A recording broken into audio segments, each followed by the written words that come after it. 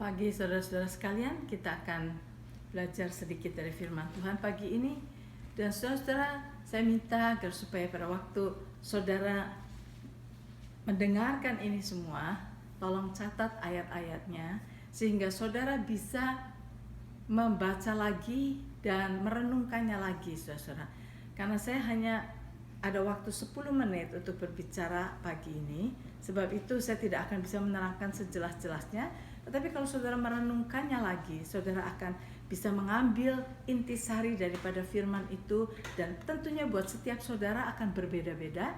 Tetapi saya percaya saudara akan dapat berkat dari firman Tuhan yang saya berikan kepada saudara, ayat-ayat ini semua. Nah, saudara, pada minggu yang lalu kita telah belajar mengenai orang-orang Israel, bahwa bagaimana orang-orang Israel menolak untuk mengenal Tuhan. Ingat, Tuhan mau menjadikan mereka sebagai harta kesayangan Tuhan. Tuhan mau menjadikan mereka sebagai imam-imam rajani. Tetapi mereka menolak. Mereka tidak mau mengenali Tuhan secara pribadi.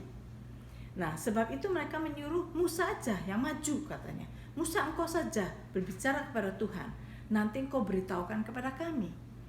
Nah, saudara, akhirnya yang terjadi begitu. Hanya Musa yang berbicara dengan Tuhan. Tuhan menunjukkan jalan-jalannya kepada Musa. Tetapi orang Israel hanya melihat perbuatan-perbuatan Tuhan. Nah, saudara, pada hari ini kita sedang merenungkan bagaimana untuk kita bisa mempunyai kehidupan yang berarti. Dan hari ini mari kita renungkan. Saya percaya kita akan mempunyai kehidupan yang berarti kalau kita hidup di jalan Tuhan. Jadi kita perlu mengetahui jalan-jalan Tuhan, saudara.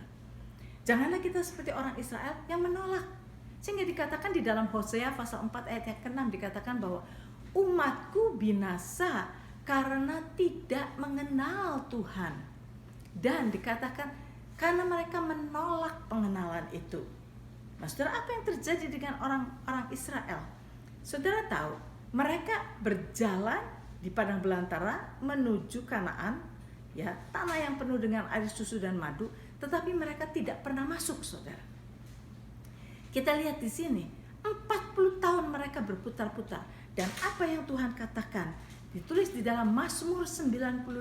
Kalau saudara mau catat, Mazmur 95 ayat 10 dan 11. Tuhan berkata, 40 tahun aku jemu kepada angkatan itu. Maka kataku, mereka suatu bangsa yang sesat hati, dan mereka itu tidak mengenal jalanku. Sebab itu aku bersumpah dalam murkaku, mereka takkan masuk ke tempat perhentianku. Ya, saudara, Tuhan selama 40 tahun sabar. Saudara tahu, 40 tahun itu panjang sekali. Perjalanan itu seharusnya mungkin dikatakan 11 hari dari Kades Barnea sampai kepada tempat itu. Tapi saudara, anggap aja kalau mereka berjalan perlahan-lahan sampai anggap aja setengah tahun, saudara. Tapi ini sampai 40 tahun, dan saudara bayangkan kesabaran Tuhan luar biasa, masih mau menuntun mereka terus. Mengapa? Karena rencana Tuhan itu baik buat mereka. Nah, saudara-saudara, mereka tidak ada yang bisa masuk ke dalam tanah perhentian itu, nggak ada. Nah, saudara, mari kita lihat. Padahal apa yang Tuhan sediakan bagi mereka itu luar biasa, saudara. Coba saudara baca di dalam Ulangan pasal yang ke-6 ayat 10b sampai yang ke-11. Oke? Di situ dikatakan, ada description mengenai apa yang Tuhan sediakan bagi orang Israel di tanah Kanaan itu.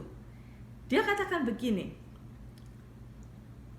dikatanya tertulis di dalam Ulangan 6 ini, untuk Tuhan memberikan kepada mereka itu, untuk memberikan Tuhan memimpin mereka itu, untuk memberikan kepadamu, katanya, kota-kota yang besar dan baik yang tidak kau dirikan, rumah-rumah penuh berisi berbagai-bagai barang baik yang tidak kau isi, sumur-sumur yang tidak kau gali, kebun-kebun anggur dan kebun-kebun zaitun yang tidak kau tanami. Jadi saudara, gambarannya bahwa tanah Kanaan yang Tuhan sudah sediakan bagi orang-orang Israel itu adalah kota yang besar-besar yang tidak dibangun oleh mereka. Jadi berarti pada waktu mereka masuk Kanaan itu, sebetulnya di kota Kanaan itu sudah ada kota-kota yang sudah terbangun, tidak perlu mereka bangun. Dan kemudian mereka tinggal menduduki rumah-rumah yang semuanya sudah diisi dengan segala perabot yang tidak mereka isi, sudah terisi dengan sendirinya. Kemudian di sana juga sudah ada sumur-sumur yang mereka tidak perlu gali, sumurnya sudah tersedia, saudara. Dan kemudian dikatakan mereka sudah punya ada kebun-kebun zaitun, kebun-kebun anggur yang tidak perlu mereka tanam, sudah ada, tinggal mereka tuai saja. Seperti itulah yang Tuhan sudah sediakan buat orang Israel. Saudara bisa bayangkan, kalau saudara disediakan oleh Tuhan berkat yang seperti itu, seperti apa saudara? Rasanya, saudara pasti senang sekali, looking forward untuk mendapatkan tempat itu. Tapi kita melihat mereka tidak ada satupun yang menikmati apa yang Tuhan sediakan. Sekali lagi saudara, kita belajar pada waktu-waktu yang lalu bahwa rancangan Tuhan untuk kita, demikian juga untuk orang Israel, adalah rancangan damai sejahtera. Rancangan yang memberikan kepada kita masa depan yang penuh harapan.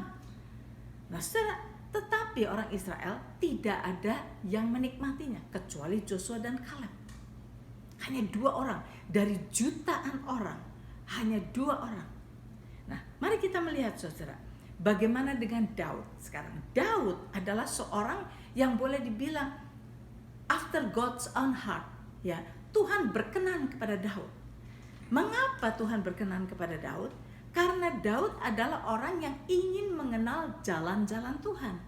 Di dalam setiap apa yang dia mau lakukan, saudara, dia mau tanya kepada Tuhan.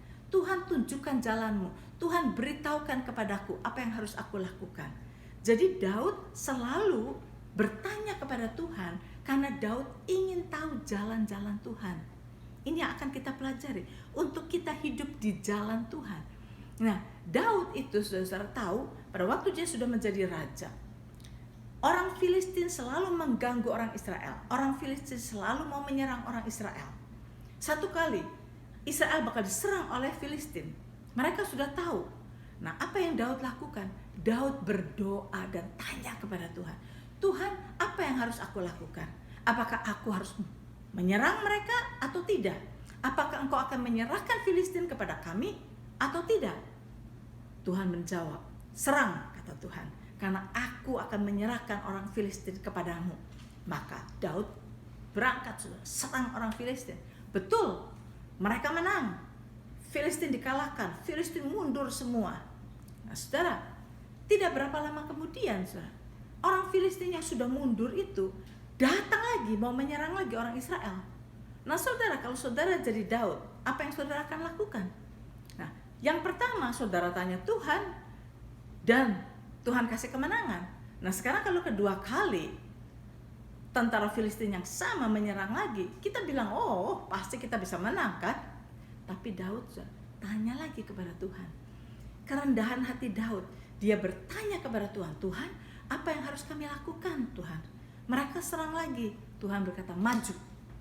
Maju, tetapi kata Tuhan, caranya begini, engkau harus memutari pohon murbai dan serang dari arah yang berbeda, dari arah pohon murbai. Nah saudara, Tuhan punya strategi. Dan Daud tahu persis apa yang Tuhan kehendaki. Karena Daud mendengarkan Tuhan. Karena Daud menanyakan jalan Tuhan. Saudara, musuhnya sama orang Filistin, tetapi cara menyerangnya berbeda. Tuhan punya jalan yang tepat untuk bagaimana mengalahkan orang Filistin. Dan karena Daud humble enough untuk menanyakan kepada Tuhan, maka Tuhan menunjukkan jalan yang tepat. Dan Daud menang lagi saudara, dengan melakukan apa yang Tuhan katakan, menyerang dari balik pohon murbai, kemudian serang orang Filistin itu, dan orang Filistin itu dikalahkan lagi. Nah saudara, kita belajar dari Daud. Daud adalah orang yang selalu mendekat kepada Tuhan. Daud adalah sejak dia muda, sebelum dia diurapi menjadi raja pun, dia adalah orang yang selalu worship Tuhan, datang kepada Tuhan, ingin mengerti Tuhan, mengenali Tuhan dengan worshipnya. Nah saudara-saudara, Di dalam Mazmur pasal 16 ayat 2, ayat 8 dan ayat 11. Saudara catat. Mazmur 16 ayat 2, ayat 8 dan ayat 11. Inilah perkataan Daud, ya. Mazmur dari Daud. Daud berkata begini, ayat 2. Aku berkata kepada Tuhan, Engkaulah Tuhanku, tidak ada yang baik bagiku selain Engkau. Inilah hati Daud. Ayat 8. Aku senantiasa memandang kepada Tuhan, karena Ia berdiri di sebelah kananku. Aku tidak pernah goyah.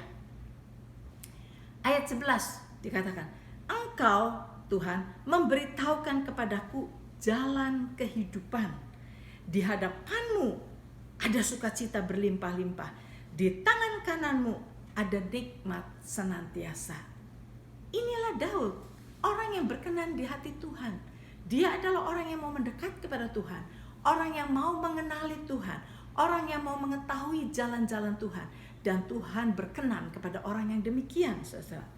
Marilah kita belajar dari Daud, mengenali Tuhan, agar kita mengetahui jalan-jalan Tuhan. Dan kita bisa hidup di dalamnya. Karena rancangan Tuhan adalah rancangan yang baik, rancangan damai sejahtera, rancangan yang memberikan kepada kita masa depan yang penuh harapan. Sebab itu kalau kita mau tahu jalan Tuhan, berjalan bersama dengan Tuhan, dekati Tuhan, kenali Tuhan, dengarkan pimpinannya, kita mengenal jalannya, kita berjalan di jalan Tuhan, pasti saudara-saudara, hidup kita akan menjadi kehidupan yang berkemenangan, hidup yang berarti, hidup yang akan meninggalkan legacy untuk orang-orang di sekeliling kita, untuk anak-anak kita. Dan kita percaya hidup kita akan selalu ada di dalam rencana Tuhan yang sempurna. Dan kalau kita ini orang Israel, kita akan bisa menempati Kanaan, tempat perhentian itu. Kalau kita mau dengarkan Tuhan, kalau kita mau mengenali jalan-jalan Tuhan. Biar kita renungkan ini lebih dalam lagi. Terima kasih, kita ketemu besok.